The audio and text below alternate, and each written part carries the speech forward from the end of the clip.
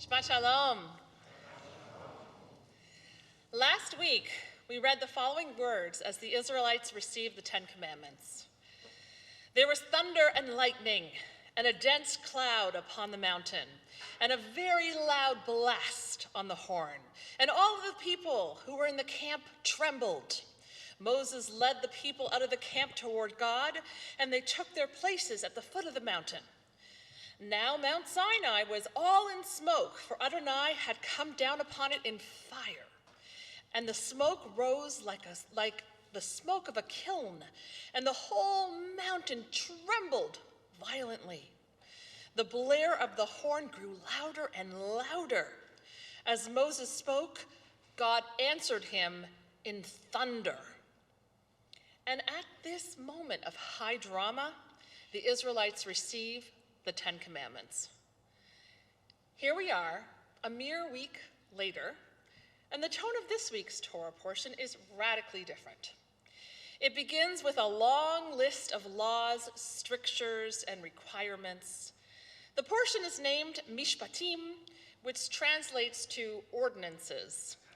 This litany of laws is in high contrast to other sections of Torah in which we get stories that draw us in and teach us through narrative.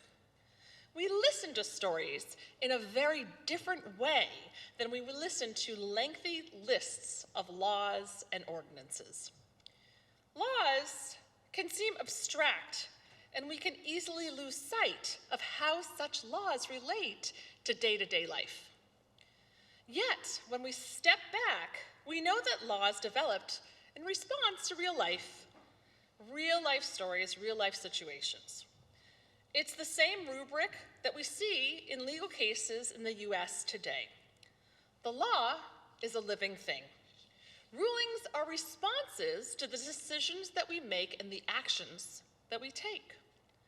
Roe v. Wade, Brown versus the Board of Education, even the names in these rulings represent, of course, the people behind the cases. Roe was a pseudonym for Norma McCorvey, who was suing her local DA, Henry Wade, and after Norma's case was won, life changed for millions of women. Law is personal, and while we may read the law as if it's forged in stone, we see, as with Roe v. Wade, it is always in flux. In an interesting turn, Norma McCorvey had a political and religious conversion in the mid-90s. She was baptized on television and declared herself pro-life. She then went on a crusade against the ruling her own case had made possible. She divorced herself from the very law that was established through her actions. Yet the freedom that she fought for became much, much larger than her own case. Roe v. Wade gave women the freedom to choose what is right for our own bodies and our own lives. Yet we find that at this moment in this country, we are back in the trenches. Sometimes we get too comfortable and we take our freedoms for granted. We can be caught off guard and suddenly see that hard-won laws that uphold our freedoms are threatened. And we need to be vigilant in protecting them. So what does Judaism have to teach us about protecting freedom? We read in the Torah no less than 36 times that we are to protect the orphan, the widow, and the stranger.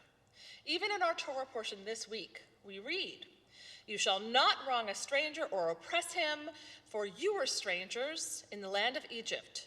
You shall not ill-treat any widow or orphan." Why do we read this commandment over and over? Why do we need to be reminded of it again and again? When the Israelites were making their way out of Egypt, they still had the mentality of slaves. Even though they had witnessed the plagues and the parting of the sea, they did not own their freedom or sense of agency. Psychologically and spiritually, they were not free. And let's face it, the work of protecting freedom is hard. Laws need to be reestablished and reaffirmed over and over in order for us to protect the freedom that they offer us. We need to pay attention to what is going on in our justice system. We need to keep an eye on the moving parts, and we need to act, advocate, vote, and raise our voices to help safeguard the laws that give us our very rights and freedoms. We read in Mishnah Avot, "No person is truly free except the one who labors in Torah."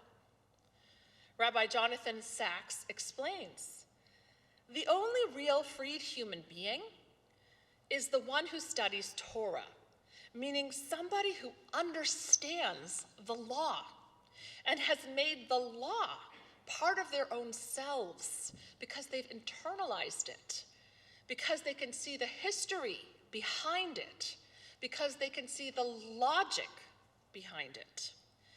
The people who experience slavery should never create a society in which those bad things can happen again."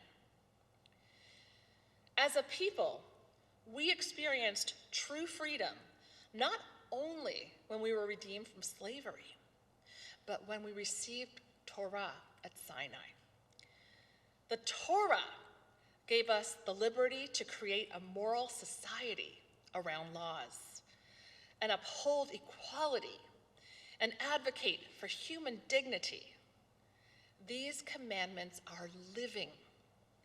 As Jews, we are in conversation with the Torah's vision of how to create a moral society. The Torah is called the tree of life. The roots of ancient wisdom nourish even the newest buds and leaves. Torah informs and uplifts, giving us the tools to safeguard liberty and justice in each generation. Shabbat Shalom.